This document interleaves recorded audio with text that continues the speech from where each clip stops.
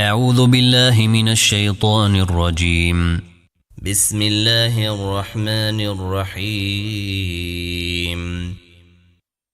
قل يا أيها الكافرون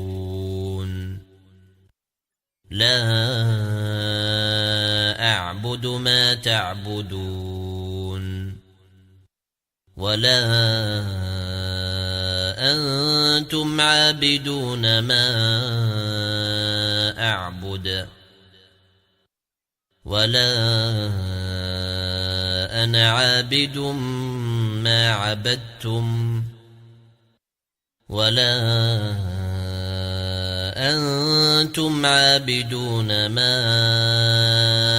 أعبد لكم دينكم ولي دين.